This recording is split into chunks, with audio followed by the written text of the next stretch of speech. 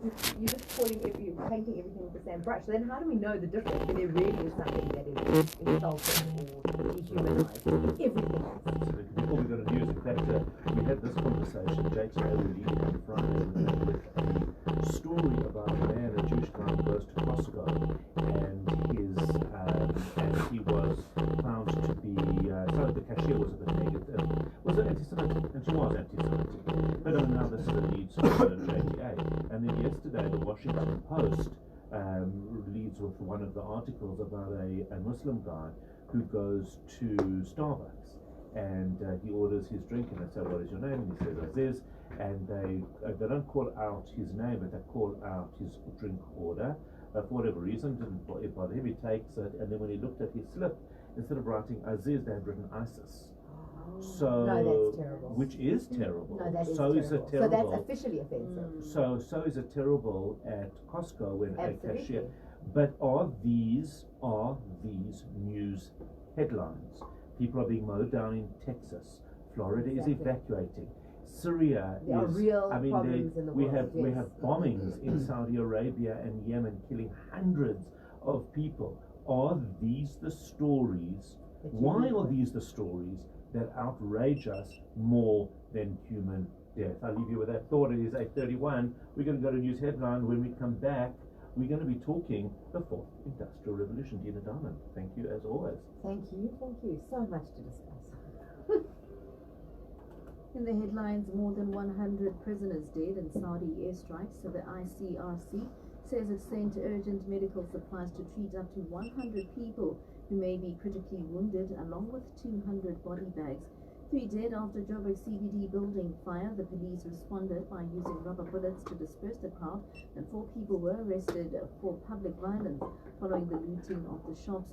And Dr. Precious Motsepe appointed as the new UCT Chancellor. Molo Motsepe will take up the position from the 1st of January next year. She takes over from politician Grasha Michel, who was first elected in 1999. These stories and more with me, Lindy, at the top of the hour. caiFM, your station of choice since 2008. Next week, talking achievers. Next week we'll talk Achievers. Oh yeah, and I'll see you on Sunday. Yeah. Alice back here for Achievers. For the Achievers. Yeah, you're back on Sunday. So Yeah. that's what we're talking about, just in case you forget. I will forget, especially because Sunday night. It's so far away. Yeah, I know you're going to be out exhausted. Full of all-nighter. Goodbye, class. Goodbye. Stay warm. The Christmas tree is always the coldest down the thing. Yeah, it's fine.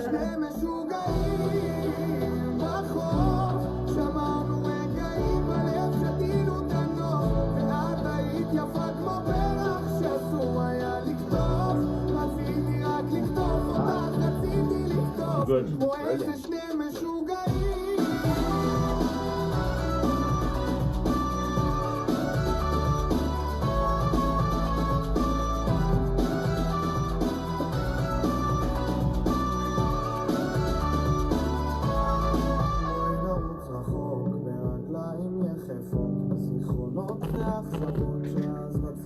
לשחרר, כמעט ויתרנו על עצמנו, נברח רחוק מהשגרה כמו אז שהסתפקנו באושר הפשוט, כמו איזה שני משוגעים בחוף. שמרנו רגעים בלב, שתינו את הנוף, ואת היית יפה כמו פרח, שאסור היה לקטוף. רציתי רק לקטוף אותך, רציתי לקטוף כמו איזה שני משוגעים בחוף. שמרנו רגעים בלב, שתינו את הנוף, ואת היית יפה כמו פרח, שאסור היה לקטוף. רציתי רק לקטוף אותך, רציתי לקטוף כמו איזה שני משוגעים.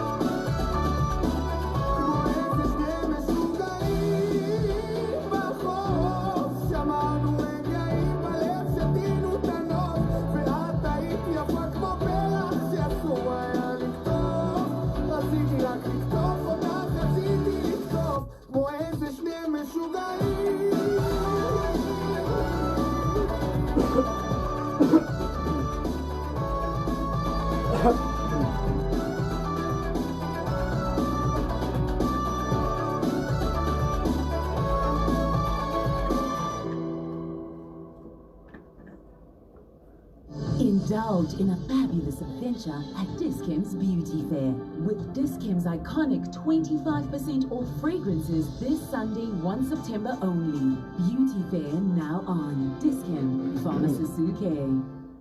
When you need time out and some pamper time, the place to be is Sorbet Norwood. Our friendly team will put a smile on your face. Our highly qualified nail technicians will make your hands and feet feel brand new while you sip on your cappuccino or our complimentary bubbly. Our therapists will make your skin glow with our amazing facials. Call Sorbet Norwood on 011 728 4001 or WhatsApp your bookings on 082 800 1215. Feel good, look good at Sorbet Norwood Mall. Man has climbed Mount Everest, been to the bottom of the ocean, has been to the moon and back, and achieved miracles in every field of human endeavor. So what's next? Calling Isval Motors for the hottest Ford deals in town. The Ford Fiesta 1.0 EcoBoost Trend for only 254,900 Rand. With savings between 20 and 65,000 Rand, depending on the vehicle and while stocks last. For more info, visit www.isvalmotors.co.za or email betadeal@isval.co.za. Huh? Time is 8:36. A very good morning. If you've just joined us, I'm Howard Feldman. This is your Morning Mayhem on 101.9 caiFM. Joining me in studio, Adi Kaimovitz. He is the founder and group CEO of Virtual Actuary. All right, so before we start talking about augmented reality, Adi, and how the future, the fourth revolution is going to play out, what exactly is a virtual actuary? So a virtual actuary in the future is an actuary that works from home and works in a virtual or augmented reality immersive digital setting. So that's what a virtual reality is. Is an actuary that that is not sitting in front of you. That's what we're aiming for. Right. We're not virtual actuaries just yet. Right. Our actuaries consult in the office quite tangibly in the client's offices. So they could be sitting literally anywhere. Yes. But they it's a very interesting push and pull that I'm seeing as we become more sophisticated in the virtual space and with technology. This need for collaboration, in human contact, being part of a system and a society versus having the convenience of actually just working from wherever you want to be. So there's quite a lot going on there. I think that like steps, in order to get to a certain point, you don't just start at 10, you have to start at 1. So working in a more digital environment is the starting point. Okay, so instead of actually going into the office, Right. one could very easily have done this interview with me at home. Right. So that is a more digital experience.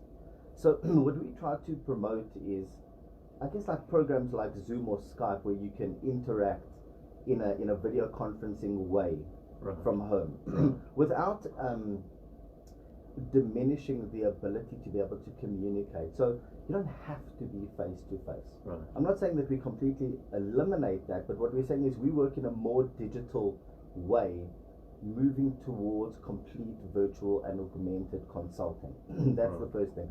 The second thing is an 8 o'clock in the morning meeting where you're sitting around, you have a board up and you're talking with your colleagues about strategy and concepts. Right now, you're doing that in the office. You don't have to do that. You can use programs like Slack. Right. There are options. So there are options, but that is a progression towards a digital working environment, a completely digital working environment. It's not an all or nothing. So there's definitely a combination of the two. So that's the way that we operate. We operate in a combination of the two. Our actuaries consult either in banking or insurance or reinsurance, healthcare, pensions, investments, into physical offices with the clients, but we also more so consult with clients overseas, into Asia, into the US. So the advantage is, one of the advantages, that it makes the world a smaller place, and it gives you the option of being able to globalize, to expand your market. I think it's really about you're never going to be able to stop the tide of progression. So to say that in 10 or 15 years we are going to be sitting in traffic and working in offices, is actually a fool's punt, in my opinion. It's not going to happen. You know, if you look at the way that companies like Amazon or some of the local online shopping places like Takealot, there's others where you can do most of your shopping online. It's taking over. It's convenient. It's working, and so what's going to happen is, if you think that people are not going to be working from home or shopping from home or doing a lot of their experiences from home in 10 to 15 years, they are.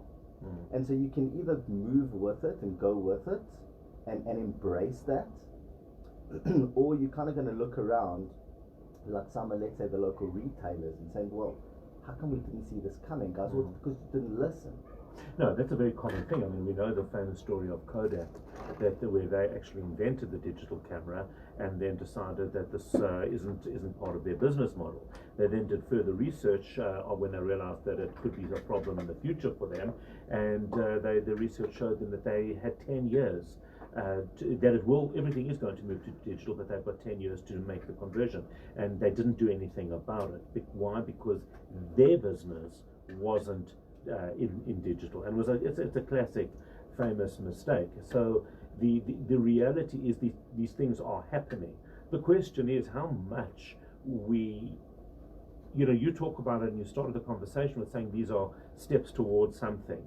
And I wonder what that something is, because you're something as an actuary, which might make sense to you because the people that you are employing and that you are working with need a lot of time. It's a lot of time actually on your own in any event where you're doing a lot of the work, I would imagine. Whereas somebody else in another space will do something else. So the question is, in your mind, what is number 10, if that's where we go? So the first thing, just to clarify, so I'm not an actuary. Unfortunately, it's very tough to be an actuary, but we do have some fantastically experienced and qualified and amazing actuaries that work in our business. Okay. I'm actually the air traffic controller of the business. Okay, that's one way of putting it. Right. It's kind of hard work. Yeah. So what happens is, in my opinion, when you get to the 10-year destination, the reality is that you're actually, at that point, you'll be aiming for 10 years past that.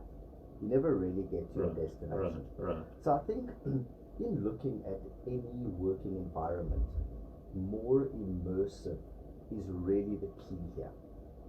At the moment, you've got two screens open. This is quite an immersive experience. You're not sitting staring at a blank wall. Right. People are in there, people are watching us now on Facebook. That's a more immersive experience. And so when one is interacting with the work itself, you're either going to do it in a virtual setting where you're not staring at screens, but rather you have some sort of a goggle system on, or it's broadcasting in a more augmented reality, receivable way into the boardroom. I know that sounds ridiculous, but all it really takes is some sort of a receivable device to make my PowerPoint presentation more 4D. I mean, it's actually quite simple if you actually think about it. It's just more immersive. So the key really is not to have pie in the sky ideas, because then you have a burn rate. You have a business that is aiming towards something. You're getting big investment in. You haven't actually built 1 cent, and you'll get there, but you'll spend 3, 4, 5 years burning money until you get there. In our business, what we've tried to do is enter the market about 18 months ago in a real way. We have consulting actuaries, we have our clients. We don't have office space. Right. So either the actuaries work from home or they work in the client's office, so we can charge less than half the price for the same actuary on an hourly rate. Right. And then we also operate in what is known as an organized collaborative, which is actually the fourth industrial revolution. So tell me what that means. Sure. Okay, so what that means is that, let's say you work in the publishing industry. It's a very easy example. And you have 2 salespeople, one doubles as an editor, you have the person that is a designer, and you have the person that understands the online marketing or maybe printing. Those are the department heads at a big publishing company. If the salespeople aren't doing their job, the company's not making money anyway. Right. Everybody's on a salary. When that money comes in, the corporate takes most of the money, everybody has a salary, and they're chasing a bonus. That's how it works. But imagine that those 4 or 5 department heads could break away and form their own organized collaborative. So what that means is that the salespeople would do their job. One doubles as an editor. The design people and the journalists, you've got two journalists. They bring the stories in, or the video content in. Eventually, they are going to get clients that are going to pay. But instead of the money going into the bank and the kitty of the big business, paying salaries on a monthly basis, that money is split and divided according to who did what into the collaborative. So what that means is that instead of the corporate taking most of the money and all the burn rate, the big offices, very fancy kind of stuff, the money, most of the money, over 80 to 90% goes directly to the people. That's an organized collaborative. It can be done in accounting, in actuarial, like we've done. So what that means is that instead of moving forward as an employee, building the business and the corporate, you rather build up your own collaborative. The more work you do, you can have junior journalists and salespeople working underneath you. Now, let's say at a big consultancy like an actuarial consultancy, the portfolio of work that the actuaries have, they have a whole group of clients. They also have actuaries that work underneath them in teams. Right. But when they bill, the company takes most of the money. Everybody's on a salary chasing a target to get a bonus. With us, they split and apportion down the 82 or 90% down to their teams. Which means that one actuary can earn 50, 60, 40, 30, 50 from a portfolio of clients and earn 5x their normal salary because they're building up their own pipeline. So instead of building up a portfolio for a big consultancy, you're building up your own portfolio. So that's kind of how an organized collaborative works. In other words, what it is, in another way, is actually creating mini ecosystems. That each person that's working within this environment or any environment has an ecosystem around them where people who feed into them and give them support, and that sort of filters all the way back up to the. It's a great concept. It's a nurturing system. Yeah. So the more time, which is interesting because I'm sorry, I'm going to interrupt you, but what this is, and my fear of this is because I'm very, very much about human contact. You asked me if we can do this on the phone. I said no. You need to come into studio. Why? Because I want to look at you and I want to see your body language and I want to have that connection and that conversation. That's how I work. And my worry with all of this is as more and more connected we become with people, the more disconnected we are. But in fact, your system doesn't really create that. It creates connection because it creates you as the center of an ecosystem, and each person being a center of an ecosystem that feeds back into them in order to provide value and to earn money. So there's two things when it comes to the fourth industrial. We didn't wrap it up, so give us these two. So the first thing is digital interaction, and in my opinion, doing so in a more digital immersive experience becomes a habit. Right. And the second one is the actual business model itself. Right. Those are two completely different things. So we try to embrace both of those. So as one moves forward, it's really about knowing that you're going to interact more digitally. I mean, you should see some of the interactions on Slack that we have with our actuaries. It's impressive. So that's kind of where we're aiming for. I mean, it's not rocket science or actuarial science, right? Or data science. But it's a brave way of looking at what's available to us and utilizing it. I think without fear. And with saying, how can we take what we've got and what is developing all the time and maximizing it? Adi Kamovitz, unfortunately, that's where we have to leave it. And good luck. You giving a talk later in Johannesburg. Good luck with that. And certainly we'll keep in contact with you. Are you aiming to build your career in the music industry? Set yourself up for success with the South African music business, utilised by universities, top musicians and their management. Are we carrying on with some questions or anything? We sorted out into the deals, stats, the pitfalls and success strategies to get your music out there and making money. Get your copy of the South African music business from any book outlet now for just 550 Rand. Published